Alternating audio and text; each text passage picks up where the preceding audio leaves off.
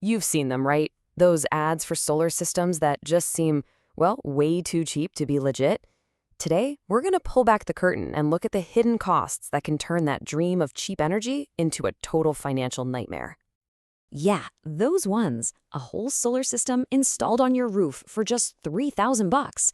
I mean, with electricity bills going through the roof, it sounds like a no-brainer, doesn't it? But what if it's not? We're about to show you why that so-called deal could actually be the most expensive mistake you'll ever make for your home. Because what looks like a really smart financial move could actually be a carefully laid trap.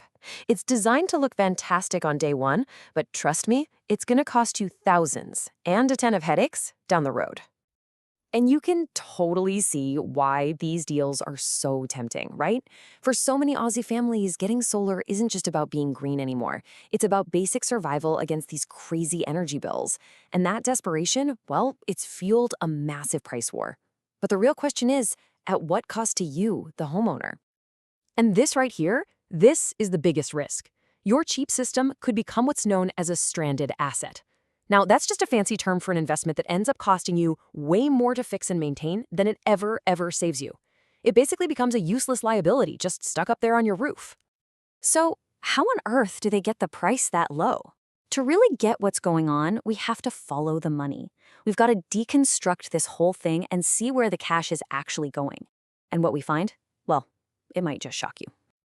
Okay, so it all starts with this magic number, the one you see plastered all over the ads.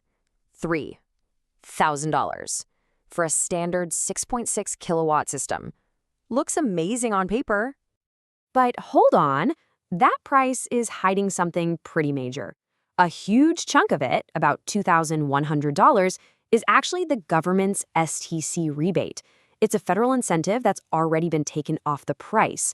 So it's not a discount from the company, they're just using your own rebate money to make the price look lower. You do the math, and that leaves the solar company with just $900. That's it, $900 to do the entire job from start to finish. So let's really think about this for a second. $900. Out of that, they've got to buy the panels, the inverter, the mounting hardware, all the cables. They have to ship it all to your house and pay a licensed accredited electrician for a full day of skilled, safe work. I mean, come on, the math just doesn't add up, right? Something's got to give. Corners have to be cut, and that is where the failures begin. Let's start with the panels themselves. Think of them as the muscle of your system. Now, you might think all solar panels pretty much look the same, but the stuff they're made of makes a world of difference, both in how much power they generate and, more importantly, how long they're going to last up on your roof. You know, heat is the #1 enemy of a cheap panel. These budget P-type panels suffer from this thing called light and elevated temperature-induced degradation. In plain English, that means on a scorching 40-degree Aussie summer day, they can lose a staggering 25% more power than quality N-type panels. That's a massive performance drop right when you need that air conditioner the most. And it's not just about efficiency, it's about basic survival. The very sun that's supposed to power these things is also what destroys the cheap ones from the inside. The low-quality glue that holds the cells together literally turns yellow and starts peeling apart under our intense UV rays, and that causes a permanent, irreversible drop in power. Game over. All right, next up is the brain of the whole operation, the inverter. This is the single most complicated, and you could argue the most critical piece of electronic equipment in the entire system. It's also the part that's most likely to break down. I mean, it's basically a computer that's stuck to your wall, baking in the sun day after day, year after year. And when a cheap one dies, it's not a small repair. You're looking at a replacement that could set you back up to $2,000, instantly wiping out years of savings. And listen, they don't fail by accident. They often fail by design. They're built with cheap capacitors that are known to dry out and fail, which just bricks the whole unit. They have these tiny, pathetic heat sinks and little fans that get clogged with dust, and then they literally cook themselves to death. It's no wonder they so often fail within just 3 to 7 years. Okay, so you get the risks. The big question is, how do you protect yourself? Well, we've put together a really simple cheat sheet. This way, you can look at any solar quote and spot the red flags like a total pro. For the panels, first thing, check the brand. Are they a premium or a solid value brand? Or is it some no-name brand you've never even heard of? Next, look at the technology. If they're trying to sell you basic P-type, you should be very, very wary. And finally, this is super important. Check the product warranty, not the performance one. Anything less than a 15-year warranty on the actual physical panel is a huge red flag. The exact same rules apply to the inverter. Check the brand against this list. But honestly, the biggest giveaway of a cheap inverter is its cooling system.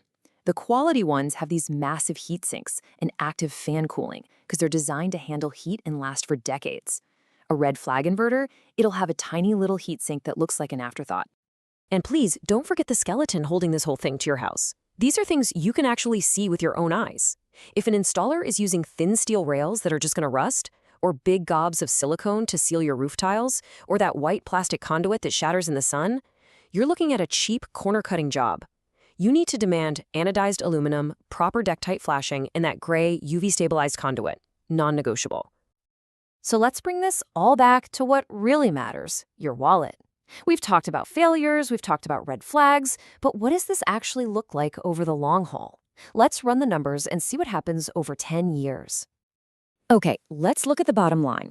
The budget system is cheaper upfront, sure, but right away, its annual savings are lower because the parts are just less efficient. Then, bam, around year 4, that cheap inverter gives up the ghost. That's a nearly $2,000 bill right there. By year 7, the panels themselves have degraded so much they've lost a ton of output. The result? That quality system, even though it cost more to start, has actually made you more than double the profit over 10 years. It's not even close. I mean, look at that. The numbers really don't lie. That initial savings you thought you were getting on the budget system gets completely eaten up by repairs and just plain bad performance.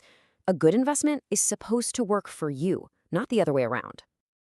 And there's one last cost you have to think about.